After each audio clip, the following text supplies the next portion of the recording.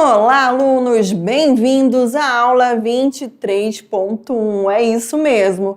Essa aula é a continuidade do estudo das células, citologia. Eu sei que vocês, em aulas anteriores, já começaram a estudar sobre a membrana plasmática, então vocês já têm o conceito das estruturas que formam uma célula. Lembrando que a membrana plasmática ela é formada por uma camada fosfolipídica.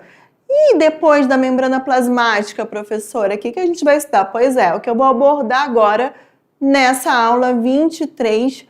O que a gente vai ver, professora? Então, vocês viram que a membrana plasmática é aquela porção, né, aquela parte de fora da célula, mas o que fica entre a membrana plasmática e o núcleo celular? É justamente o que você vai ver hoje, que é o citoplasma. Então, a gente vai estar falando aqui das estruturas que formam o citoplasma, de que ele é formado, qual é a denominação que ele recebe. Será que ele só recebe esse nome citoplasma? Será que tem outros nomes para essa estrutura? Sim! Além disso, a gente vai estar estudando algumas organelas que envolvem o citoplasma. Sério, professor? Organela? Sim, seriam o quê? Pequenos órgãos que compõem a célula, o metabolismo celular dos organismos eucariontes. Então, meu diretor, corta agora para a telinha para a gente começar a aula 23.1. Eu, professora Laísa.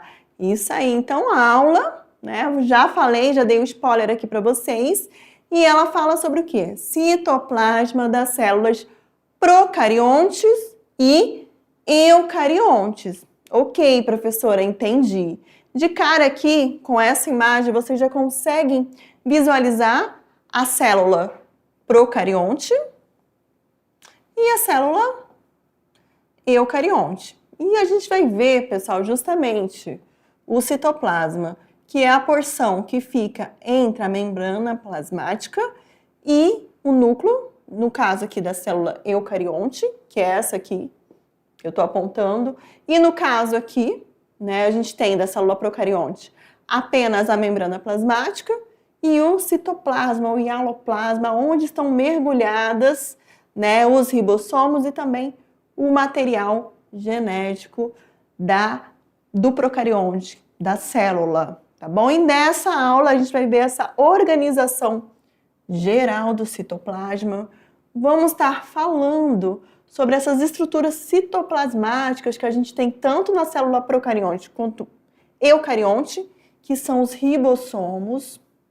Além dos ribossomos, vamos estar falando de mais 4 estruturas, que são os peroxomos, que fazem parte dos eucariontes, os lisossomos dos eucariontes, vacúolos e também retículo endoplasmático. Então, você vai entender o conceito dessas organizações, dessas organelas e o papel dela para o funcionamento de uma célula.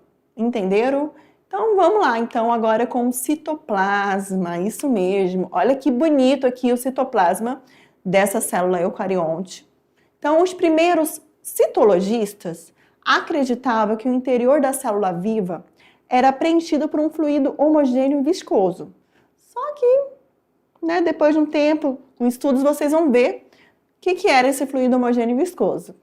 No qual estavam o quê? Mergulhado o núcleo. Olha aqui, gente, o núcleo da célula. Esse fluido recebeu o nome de citoplasma, do grego cytos, célula, e plasma, aquilo que dá a forma que modela. Então, plasma é aquilo que dá forma que modela. Por isso que, já estou dando um spoiler aqui, a gente tem, né, com relação às células, a gente tem células de várias formas, de várias morfologias. Justa o quê? Justamente por conta do citoplasma. A gente tem o citoesqueleto, já estou falando aqui para vocês vão ver isso em outras aulas, que ele está relacionado a essa estrutura, ele confere a estrutura, a forma da célula, né? E por isso que a gente tem células que são mais alongadas, mais achatadas, mais arredondadas, né? Tem um formato mais quadrado. Tudo isso se deve aí ao citoplasma. Isso mesmo. Só um ponto aí, né, com relação... Se você observar aqui, já que a gente está com essa imagem tão bonita dessa célula, eu quero mostrar aqui para vocês aqui algumas estruturas que é o que a gente vai ver, vai estudar nessa aula. Vocês percebam aqui que eu circulei o núcleo. Beleza, professora, já sei. O núcleo que carrega o material genético da célula. Certíssimo. Se você observar aqui, a gente tem próximo ao núcleo o retículo endoplasmático. Essas bolsas aqui achatadas, próximas aqui ao núcleo, é o retículo endoplasmático que a gente vai estar vendo nessa aula. Isso mesmo. Além do retículo endoplasmático, a gente vai ter, né, a gente não consegue visualizar aqui, mas a gente tem os pontinhos. Tem pontinhos aqui aderidos a esse retículo endoplasmático, que são os ribossomos. Além desses pontos, a gente vai ter também, né, os lisossomos, que são bolsas viscosas, né, que vão estar carregando enzimas digestivas, que vão ser muito importantes para o metabolismo, para o funcionamento de uma célula. Vamos ter também, né, a questão dos peroxomos, que fazem parte também no processo de degradação de substâncias tóxicas para a célula. É isso mesmo. Prosseguindo aqui, além da parte fluida, o citoplasma ele contém bolsas e canais membranosos. Olha aí, bolsas e canais membranosos e organelas ou orgânulos citoplasmáticos, que é o que a gente vai estar abordando bastante nessa aula. E essas bolsas ou canais membranosos aqui, eu estou até circulando aqui, que vocês estão vendo aqui, essas bolsinhas, esses canais membranosos aqui, eles desempenham funções específicas no metabolismo da célula o quê? Eucarionte. Lembra que a gente viu dentro daquela linha de evolução, dentro da teoria endossimbiótica, né, que a célula, naquela linha de tempo, ela era o quê? Um procarionte. Bem há bilhões de anos atrás. E ao passar do tempo, ela foi incorporando, né? Ela foi incorporando para dentro, ela foi incorporando mitocôndrias, cloroplastos, organelas. E nesse meio tempo eu tenho também a formação, né, do núcleo e também do retículo endoplasmático, complexo Golgi, que é o que a gente vai estar estudando. Então, só mostrando aqui para vocês que a célula eucarionte, ela é compartimentalizada, como eu já falei em aulas anteriores. Justamente por quê? Porque ela já vai ter essas bolsas e canais específicos dentro daquela estrutura que vão estar desempenhando uma função específica.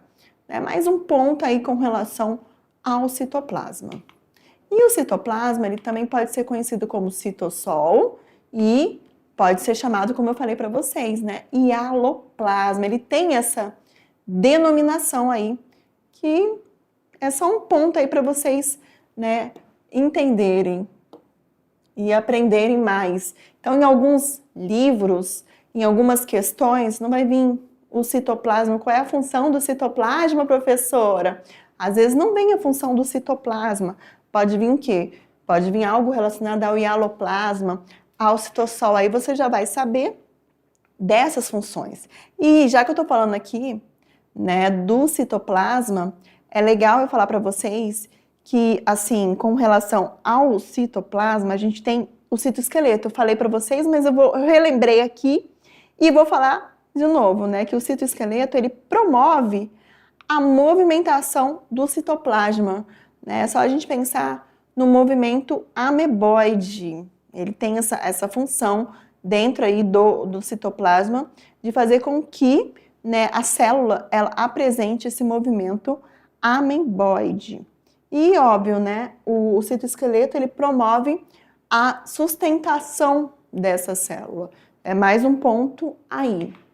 E o fluido, né, citoplasmático, ele vai ser constituído principalmente por água. Então, olha aqui, gente, os componentes: água, proteínas, olha aí, proteínas. Então, A maior parte é água, depois vem proteína, sais minerais e os açúcares, né? É só a gente pensar aqui na glicose, né? Os açúcares, o monossacarídeo e a glicose, tão importante para a respiração celular. Então, esse fluido ele vai ter que ser rico nesses componentes. Por quê? Porque as organelas citoplasmáticas, elas necessitam, né, desse fluido para que elas façam o seu trabalho. É como se fossem nossos órgãos, né?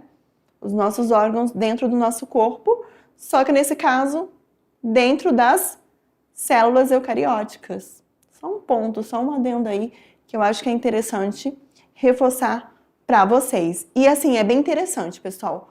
Quanto mais próximo da membrana plasmática, dessa porção aqui externa, quanto mais próximo o citoplasma da membrana plasmática, esse citossol, ele vai ser mais gelatinoso. E quanto mais próximo ao núcleo celular, o citoplasma, ele é mais fluido. Quando eu falo de mais fluido, ele é mais líquido, justamente por conta das reações que acontecem em volta do núcleo, né? No caso, com a questão da síntese de proteínas, tanto do RNA quanto do retículo endoplasmático rugoso, tá? Que a gente vai estar vendo lá para frente. Então, é importante que se tenha próximo à membrana nuclear mais fluida, que ela seja mais fluida, mais líquida, digamos assim.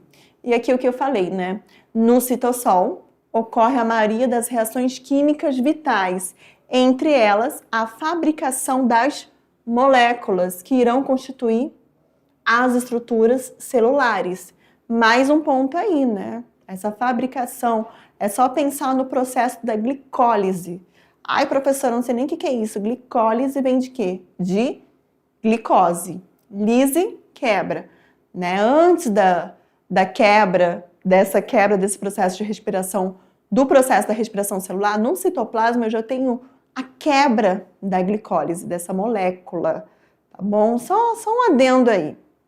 Então, no citossol aqui vou ter o quê? A maioria das reações químicas vitais para a célula.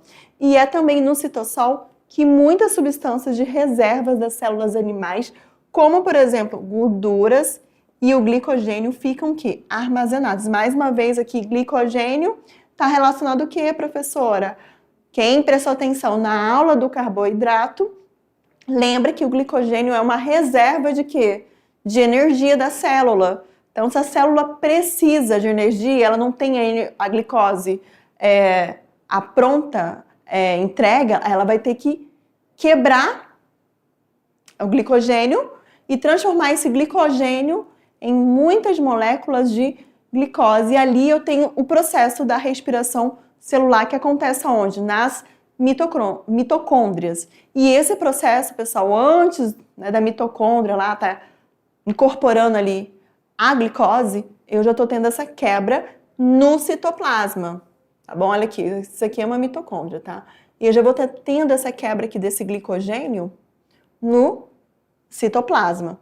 E o armazenamento de gordura, os lipídios, né? Quem prestou atenção na aula dos lipídios, lembra de um esqueminha de uma célula. Vocês não lembram do esqueminha de uma célula? Então lembra que a célula também ela serve para ser um reservatório de gordura. Também tem, né, esse ponto aí com relação ao citoplasma de uma célula. Prosseguindo aqui, na periferia do citoplasma, o citossol, que é citoplasma, ele vai ser mais viscoso, tendo a consistência de gelatina mole. Por isso que eu falei que ele é um gel mais viscoso, né? Então, quanto mais próximo aqui da membrana plasmática, que é essa porção aqui que está recobrindo aqui, né, a célula, essa estrutura aqui, mais viscoso vai ser o citoplasma. Então, essa região, ela é chamada de quê? De ectoplasma. Ecto vem do grego de quê? De fora. Então, ectoplasma. né? Mais um ponto aí com relação, tá ok, pessoal? A consistência do citoplasma, tá ok? Do citossol. Mais próximo da membrana plasmática, a consistência de gel, gelatina mole. E quando está mais próximo aqui do núcleo, professora, eu já falei para vocês, né? Mas a gente vai ver aqui. Então, aqui na parte mais central da célula, situam-se o endoplasma. Endo, pessoal, ela vem que? Ela está relacionada a dentro, do grego endos. Dentro, de consistência mais fluida, como eu falei para vocês. Justamente porque, para essas questões aí, né, de estar próxima ao núcleo da síntese, porque constantemente precisa ser sintetizado proteínas. Aí tem a questão do RNA ribossômico, dos próprios ribossomos, do próprio retículo endoplasmático rugoso. Então, para manter a célula, né, o seu metabolismo correto, sem sofrer nenhuma interferência, o correto é que essa região ela tem uma consistência mais fluida. Então, as organelas conseguem trabalhar adequadamente. Óbvio, aí tem a questão do pH, né, que o citoplasma ele tem que manter esse pH da célula, um pH, de repente, muito elevado, fora, né, de controle, por exemplo, numa reação enzimática, que é a proteína, já vai alterar o funcionamento, já alteraria o funcionamento de uma célula. Então, só um exemplo aqui. E o citoplasma da célula procarionte, professora? Eu já sei aqui que a célula é procarionte porque ela não vai ter a membrana nuclear, que é a carioteca, correto? Mas como é que é esse citoplasma? Então, a gente vai ver agora como é o citoplasma em procarionte, que também vai ter esse mesmo nome, hialoplasma. Nesse caso aqui, né, o espaço interior da membrana plasmática, ele é preenchido por uma matéria coloidal e semifluida, onde se encontram substâncias importantes à célula, e nesse caso as organelas, elas vão ficar o quê? Suspensas nesse fluido. O citossol ainda confere consistência à célula. Só mostrando aqui para vocês, né, que continua também com essa matéria semifluida, também nos procariontes. E olhem aqui, pessoal, a imagem, né, da célula de um procarionte. Isso mesmo. Então, aqui a gente tem, só mostrando aqui para vocês, a gente tem os ribossomos, tá? Ribossomas, mas são estruturas, são organelas, estruturas citoplasmáticas que fazem parte dos procariontes. E nesse caso aqui, os ribossomos, pessoal, são estruturas que estão relacionadas à síntese. Quando eu falo de síntese, eu estou falando de quê? De proteína, de fabricação de proteínas. Vou até anotar aqui para vocês. Proteínas. Síntese de proteínas. Então, os ribossomos é uma organela, uma estrutura que está relacionada à síntese de proteínas, porque a célula ela precisa de proteínas, né? Ela corresponde, salvo me engano, de 25% a 30% de um conteúdo do conteúdo do citoplasma, de 20% a 25% é proteínas, né? Proteínas são o quê, pessoal? São aquelas moléculas, macromoléculas de aminoácidos, centenas de aminoácidos que vão estar futuramente aí dentro, né, com relação à célula, vão estar codificando uma estrutura, vão estar, além de codificar uma estrutura, determinando, né, alguma característica.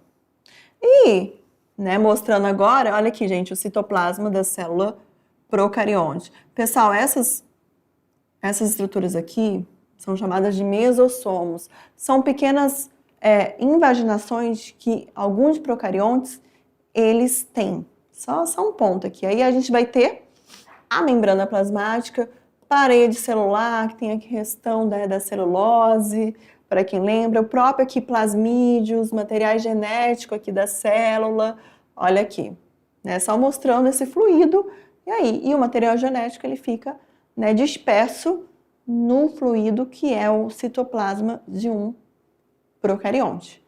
Isso aí, só um adendo aí, só um ponto para vocês entenderem melhor, tentar localizar, né, a diferença de um eucarionte para outro procarionte, só um adendo a mais aí. E agora vamos falar das estruturas citoplasmáticas. Eu já falei dele na lâmina anterior, certo?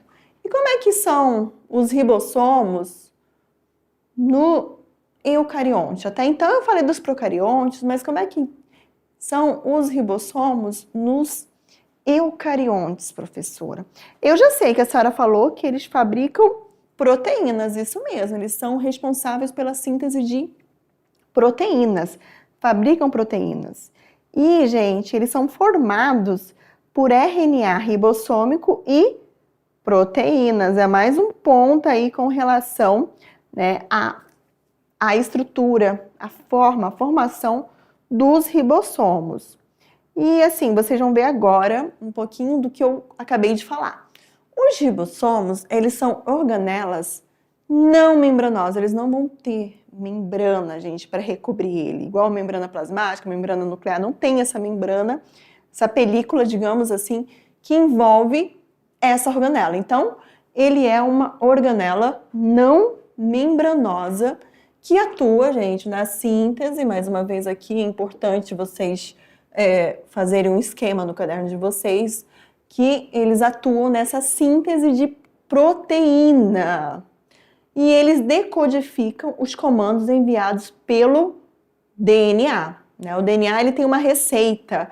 Então, os ribossomos, eles vão atrás dessa receita para decodificar esse comando e sintetizar a proteína, fabricar essa proteína. E eles podem ser encontrados livres no citoplasma, tanto das células eucariontes como nas procariontes, que a gente viu naquela imagem anterior, livres, dispersos no citoplasma, mas também nas eucariontes, eles podem estar aderidos ao retículo endoplasmático. Então, eles podem estar aderidos ao retículo endoplasmático. E o retículo endoplasmático, ele também, ele pode ser chamado, gente, no caso, quando eles têm, né, essa adesão aí desses ribossomos na sua parede, eles podem ser chamados de retículo endoplasmático rugoso, tá bom? E, nesse caso aí, até mesmo granuloso. Possa ser que em alguns outros livros, ou até mesmo questões que vocês venham a fazer, ao invés de estar retículo endoplasmático rugoso, você pode encontrar retículo endoplasmático granuloso. Aí, granuloso, esses grânulos que seriam o quê? O ribossomo grudado na sua parede, tá bom? Aminoácido, né? As proteínas formando aqui essas cadeias de proteínas. Olha aqui, gente, o RNA transportador, o RNA mensageiro, que é o que leva, né, através do DNA, a receita do DNA, que transmite para os outros, né, para os outros RNAs, aí a gente consegue ter essa síntese, essa fabricação de proteínas. Só um ponto aí. E olha aqui, pessoal, aqui a gente tem um núcleo, olha que bonito. O núcleo, aqui a gente vai ter o nucleolo, que seria o núcleo do núcleo, resumidamente falando. Vamos ter a membrana nuclear, onde a gente tem esses poros da membrana. E vamos ter aqui o tão chamado retículo endoplasmático rugoso, que também pode ser chamado de granuloso. E se você observar na sua parede, eu tenho o quê? Eu vou ter esses grânulos aqui, esses ribossomos aderidos à sua parede. E já dando um spoiler aqui para vocês, tanto os ribossomos quanto o retículo endoplasmático rugoso, eles são responsáveis por estar o quê? Fabricando proteínas, é isso mesmo, eles são responsáveis por fabricar proteínas. E um ponto aí, pessoal, é que, assim, essa produção, ela é contínua, ela não para. Constantemente, nessas organelas estão produzindo essas proteínas, que são as proteínas que a célula precisa para sobreviver e até mesmo para enviar para o meio externo. É só um ponto aí, né, com relação à função, tá?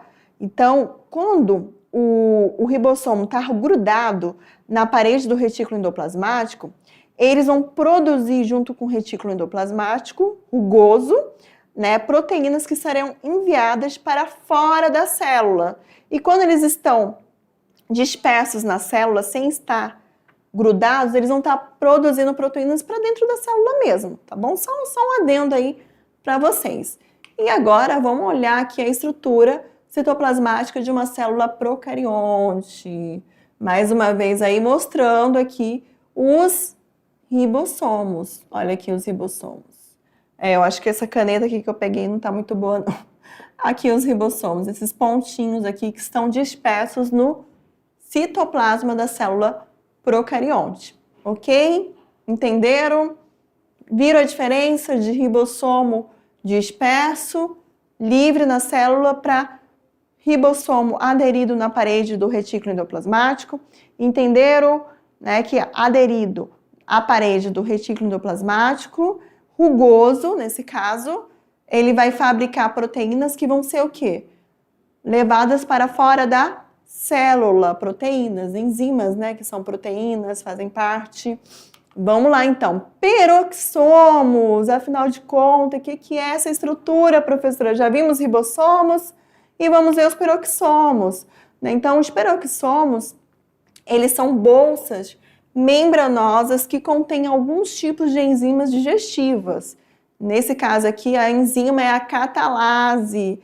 E assim, a sua semelhança com os lisossomos fez com que fossem confundidos com eles até bem pouco tempo. É isso mesmo, olha aí, bem pouco tempo o pessoal ainda confundia os peroxomos por ser essa bolsa membranosa que contém essas enzimas com os lisossomos. Então, gente, os peroxomos, resumindo aqui para vocês, eles são organelas que ajudam a célula a se livrar de substâncias tóxicas, isso mesmo.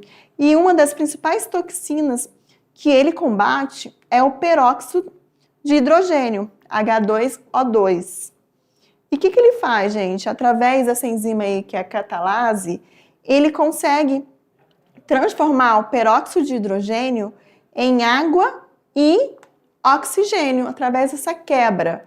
Tá? Ele quebra e transforma em água e oxigênio. Prosseguindo aqui, né? Entretanto, né, até então, eles achavam que era parecido com os lisossomos, mas entretanto, hoje se sabe que os peroxomos, eles vão diferir dos lisossomos, principalmente quanto ao tipo de enzimas que produzem. Por conta dessas enzimas, eles diferem dos lisossomos. Então, os peroxomos, além de conterem enzimas que degradam gordura e aminoácidos, tem também grande quantidade de enzima catalase, que é justamente essa enzima, né, que vai estar degradando o peróxido de hidrogênio, o H2O2.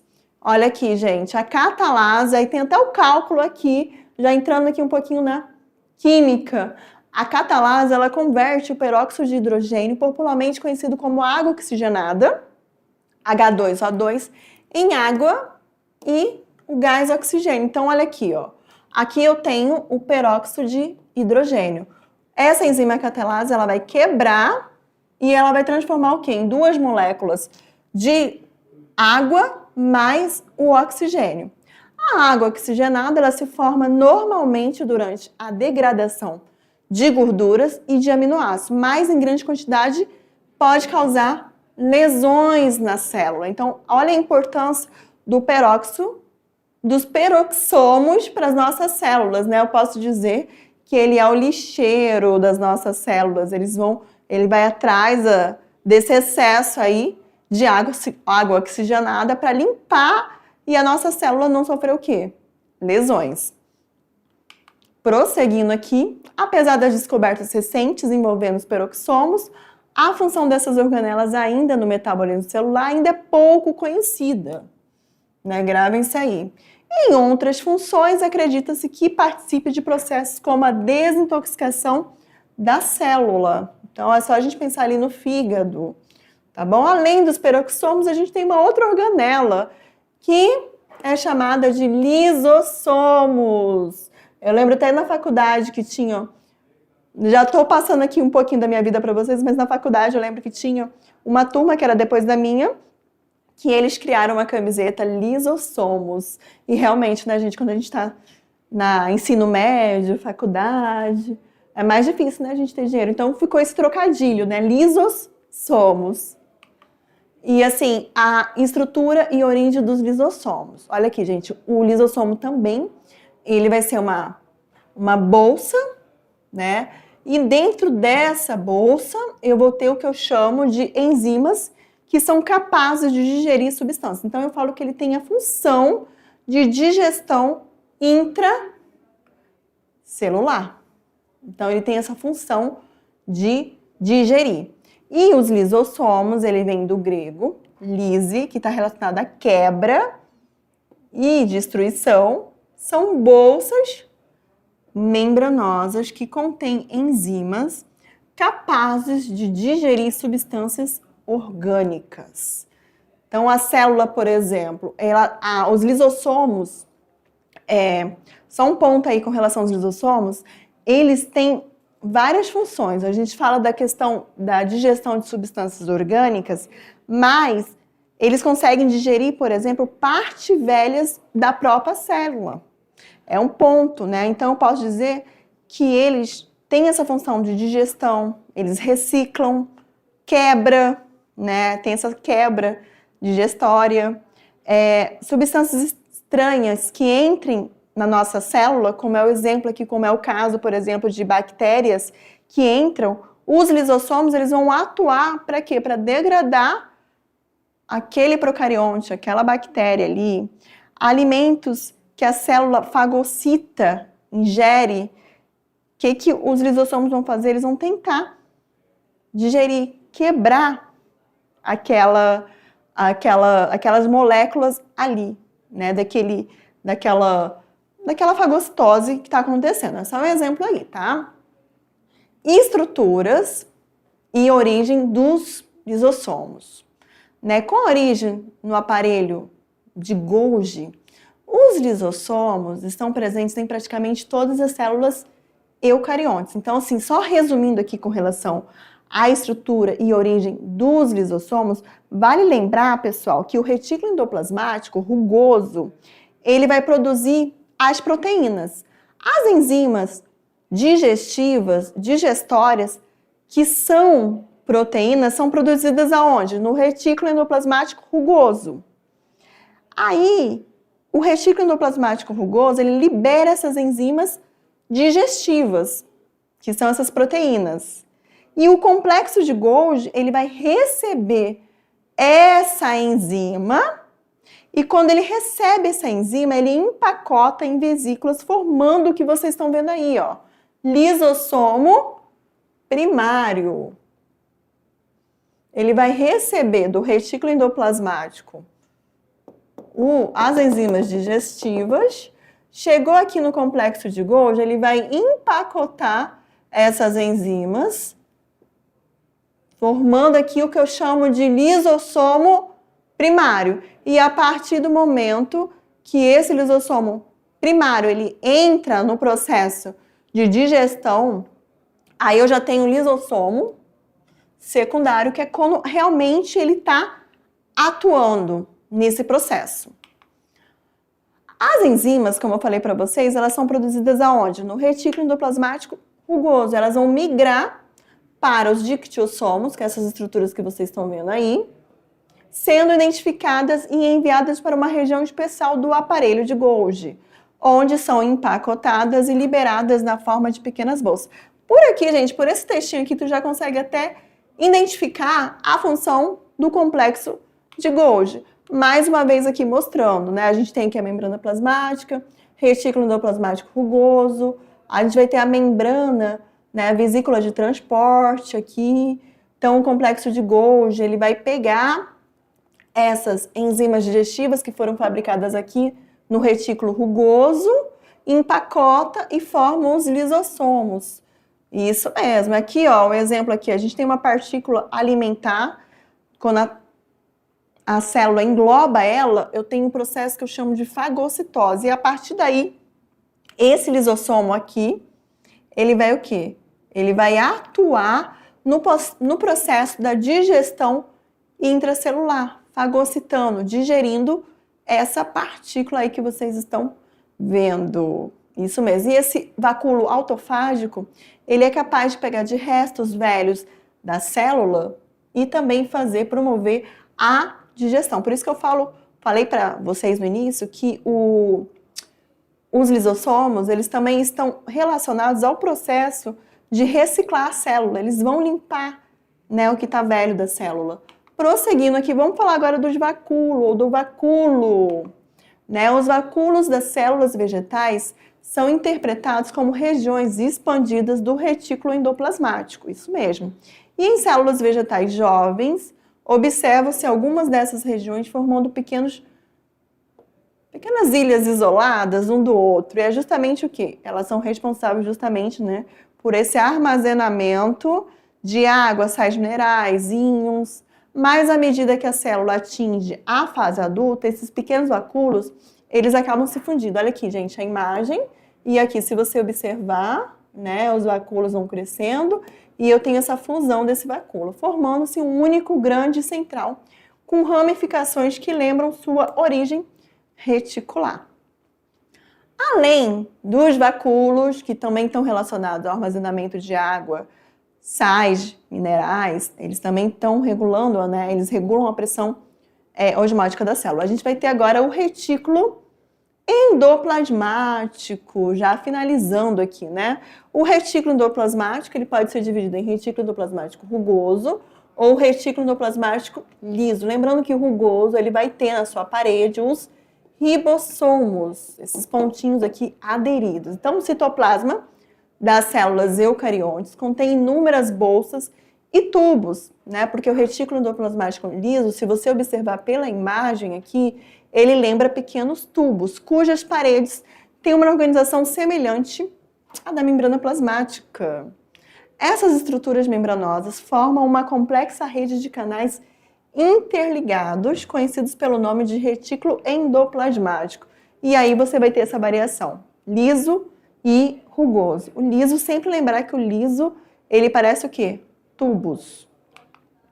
Também, né, o retículo endoplasmático rugoso, também chamado de ergastoplasma, ele é formado por esses sacos achatados. É como se você pegasse bolsas e achatasse uma em cima da outra, cujas membranas têm esse aspecto verrugoso, né? Na microscopia eletrônica consegue verificar, devido à presença desses grânulos, que são os ribossomos, aderidos às suas superfícies externas voltadas para o citossol, para fora, né? Então, é mais um ponto aí com relação ao retículo endoplasmático rugoso. De cara aí, né, não precisa nem raciocinar muito, mas de cara eu já sei que já tem ribossomo aderido aí na sua membrana, eu já sei que a função vai estar relacionada à proteína. Beleza, professora, já entendi. O retículo endoplasmático liso, que pode ser conhecido como REL. Já o retículo endoplasmático liso, ele é formado por estruturas tubulares. Olha aqui, gente, as estruturas tubulares. Tá vendo? Nesse caso, eles não vão apresentar ribossomos aderidos e, portanto, vão ter o quê? Uma superfície lisa. E, assim, uma da importante função do retículo endoplasmático liso é a produção, ele está relacionado, pessoal, à produção de lipídios. Lipídios é o quê? Gorduras. Então, a lecitina e o colesterol, por exemplo, os principais componentes lipídicos de todas as membranas celulares são produzidos no retículo endoplasmático. Os lipídios, pessoal, eles são o quê? Precursores dos hormônios. Exemplo aí, o esteroide, né? Os hormônios sexuais. E também, né, está relacionado aqui à desintoxicação. Então, o retículo endoplasmático liso também participa dos processos de desintoxicação do organismo. Armazenamento de substâncias. Dentro das bolsas do retículo liso também pode haver armazenamento de substâncias. E no caso do retículo endoplasmático rugoso, produção de proteína. Então, aqui finalizando, né, as proteínas fabricadas nos ribossomos do retículo endoplasmático rugoso penetram nas bolsas e se deslocam em direção ao aparelho de Golgi. No aparelho de Golgi, eu tenho o quê?